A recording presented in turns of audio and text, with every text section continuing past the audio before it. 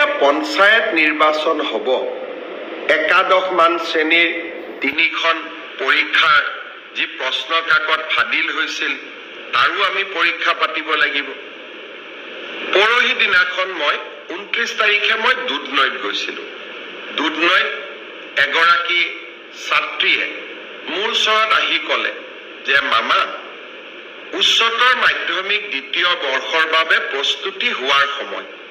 এতিয়া যদি আমি একাদশ মান শ্ৰেণীৰ পৰীক্ষাটোলৈ চিন্তা কৰি থাকো, আমাৰ হায়াৰ ছেকেণ্ডাৰী দিবৰ বাবে আমি মাত্ৰ 8 মাহ মানেহে পাম। এই পৰীক্ষাটো নপতাকৈ থাকিব এই বছৰ নোৱাৰি নেকি? মই ভাবো যে আমি সেবাই এই দিশটো বিবেচনা কৰিব লাগে।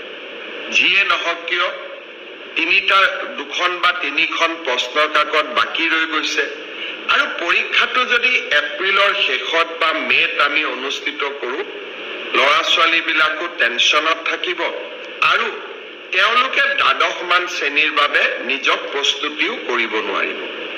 মই ভাবো যে একাদশৰ পৰা দ্বাদশ শ্ৰেণীৰ পৰীক্ষাটো যিহেতু পাছ আৰু ফেল নাই, সেইবাবে সেবাই এই বছৰ বাকী ৰৈ যোৱা প্ৰশ্ন কাকতখিনিৰ ওপৰত পৰীক্ষা নাপাতিলেও হ'ব। অহা বছৰ আমি একাদশ মান শ্ৰেণীৰ পৰীক্ষাটো কেনেকৈ কঠোৰভাৱে নিয়ন্ত্ৰিতভাৱে পাতিব পাৰোঁ তাৰ বিষয়ে আমি আলোচনা কৰিম আৰু যিসকলে প্ৰশ্ন কাকত ফাদিল কৰিলে তেওঁলোককো আমি কঠোৰ শাস্তি দিম।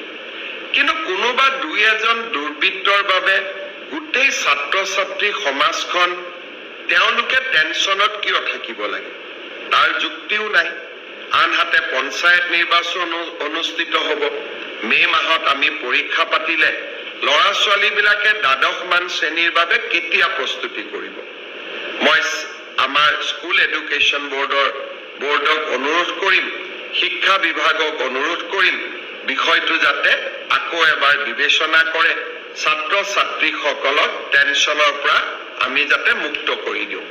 মই যেতিয়া এনেকৈ সভা সমিতিত যাওঁ, হঠাতে লগ পোৱা জনসাধাৰণে কোৱা কথাবোৰ মই খুবেই গুৰুত্ব দিওঁ।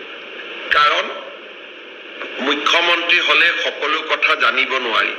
যেতিয়া আমি গাঁৱত যাওঁ, চহৰত যাওঁ, সৰ্বসাধাৰণ মানুহক কথা পাতো, তেতিয়া আমি নিজৰ ভুলবিলাকো নিজে বুজি পাওঁ। আমি আমাৰ আঁচনিবিলাক সংশোধন কৰিব পাৰোঁ আৰু জনগণৰ সেৱাত আমি কাম কৰিব পাৰোঁ।